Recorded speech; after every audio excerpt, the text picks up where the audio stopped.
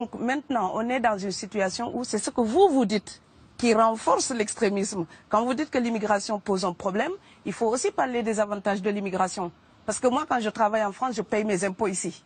Donc les étrangers qui sont là, il y a une partie qui peut travailler et envoyer au pays aider. La majorité paye ses impôts, s'installe dans vos pays, enrichit vos pays. Donc ce sont des citoyens productifs. Après, il faut voir, il y a une minorité qui vient, il y a des morts, certes.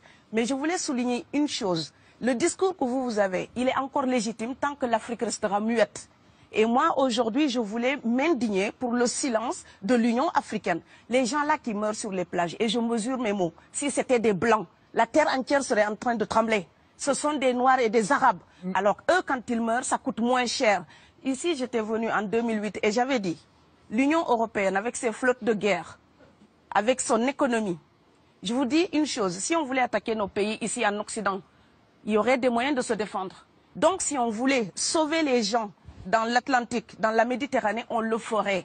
Parce que les moyens qu'on a mis pour Frontex, on aurait pu les utiliser pour sauver les gens. Mais on attend qu'ils meurent d'abord. C'est à croire que le laisser mourir est même un outil dissuasif. Et je vais vous dire une chose, ça ne dissuade personne. Parce que quelqu'un qui part et qui envisage l'éventualité d'un échec, celui-là peut trouver le péril absurde et donc l'éviter.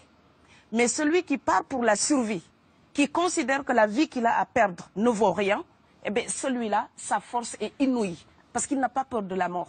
C'est exactement pourquoi il faut fermer des frontières complètement. Il faut sauver l'Afrique et sauver l'Europe. Vous ne pourrez pas rester comme vous ne resterez pas comme des poissons rouges dans la forteresse européenne. La crise actuelle nous a démontré ça. Au jour d'aujourd'hui, l'Europe ne sera plus jamais épargnée tant qu'il y aura des conflits ailleurs dans le monde. L'Europe ne sera plus jamais opulente tant qu'il y aura des carences ailleurs dans le monde. On est dans une société de la mondialisation où un Indien gagne sa vie à Dakar, un Dakarois gagne sa vie à New York, un Gabonais gagne sa vie à Paris. Que ça vous plaise ou non, c'est irréversible. Alors trouvons une solution collective ou bien déménager d'Europe parce que j'ai l'intention de rester. Quand quelqu'un part, c'est comme quelqu'un qui est élu, choisi, peut-être le plus débrouillard. Et il y a tout un clan ou toute une famille qui pose son espoir sur cette personne-là. Monsieur, là, je vous vois bien habillé, bien nourri. Si vous étiez affamé chez vous, peut-être que votre famille serait ravie d'imaginer que vous pourriez aller gagner de quoi faire vivre les autres. Donc c'est aussi une solidarité qui est en œuvre. On laisse partir quelqu'un, on compte sur lui. Vous allez me laisser terminer. Et Schengen, entre guillemets Schengen, ça me permet d'être invité aux Pays-Bas, monsieur, donner des conférences dans vos universités. Quand ils trouvent que mon cerveau est convenable, là, ils l'utilisent. Par contre, ils sont embêtés à l'idée d'avoir mon frère, qui n'est pas aussi diplômé que moi et qui pourrait avoir peut-être envie de travailler dans le bâtiment. Donc, vos pays deviennent schizophrènes. On ne peut pas trier les gens comme ça avec les étrangers utiles et les étrangers néfastes. Et la deuxième chose que je veux dire aussi, c'est que les Européens, là, on voit des Africains qui viennent, d'accord? Ce mouvement, ce déplacement de population, on le voit. Mais on ne voit pas le mouvement des Européens allant vers les autres pays. Alors celui-là, c'est le mouvement des puissants, ceux qui ont l'argent, ceux qui ont le bon passeport. Donc vous allez au Sénégal, vous allez au Mali, vous allez dans n'importe quel pays du monde, au Canada, aux États-Unis, partout où je vais, et je voyage tout le temps, je croise des Français, des Allemands, des Hollandais. Je les rencontre partout sur cette planète parce qu'ils ont le bon passeport. Donc, comme avec l'exotisme, l'Europe s'était arrogé le précepte unique, unilatéral, de l'exotisme. Les autres sont exotiques. Alors que pour quelqu'un de mon village, il n'y a rien de plus exotique que quelqu'un d'Amsterdam. Maintenant, pour l'étranger aussi, pour les voyages des temps modernes avec la mondialisation, quand les pauvres viennent vers vous, il y a des mouvements de foule qu'il faut bloquer. Mais quand vous, avec votre passeport et avec toutes les prétentions que cela donne, vous débarquez dans les pays du tiers-monde, là, vous êtes en terrain conquis. Donc, on voit les pauvres qui se déplacent, on ne voit pas les riches qui investissent dans nos pays.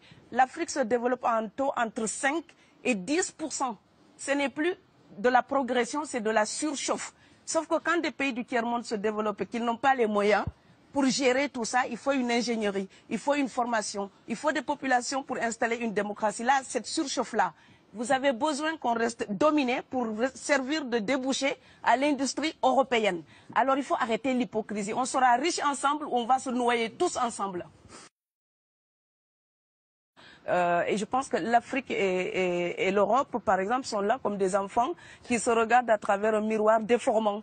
Il serait enfin temps qu'ils se respectent, enfin qu'elles se respectent suffisamment pour que l'Europe arrête de nous envoyer ses déchets industriels pour construire avec nous de véritables industries, pour que l'Europe participe à ce développement et que l'Afrique, 60 ans après les indépendances, arrête de dire c'est la faute des autres. Au bout d'un moment, indépendance, c'est responsabilité. Si nous sommes vraiment indépendants en Afrique, nous sommes aussi responsables de notre destin. Et ça ne se fera pas sans les Européens et l'Europe ne s'en sortira pas sans l'Afrique parce que sinon nous serons un boulet que vous traînerez. Donc ce monde-là est lié et je pense que l'entente, je rêve d'une entente, d'une fraternité. Oui, je sais, ça fait bisounours. Mais il me faut garder cette utopie-là pour garder le courage d'écrire toutes les nuits. Parce que j'ai fait le vent de l'Atlantique il y a bientôt 12 ans. Aujourd'hui, à l'époque, quand je parlais de dizaines de morts dans l'Atlantique, on me disait « tu exagères ». Maintenant qu'on les ramasse par milliers, je suis absolument triste de devoir réaliser tout simplement qu'en tant qu'auteur, je ne fais que répondre à l'injonction de Schiller. La dignité de l'homme est remise entre vos mains, gardez-la.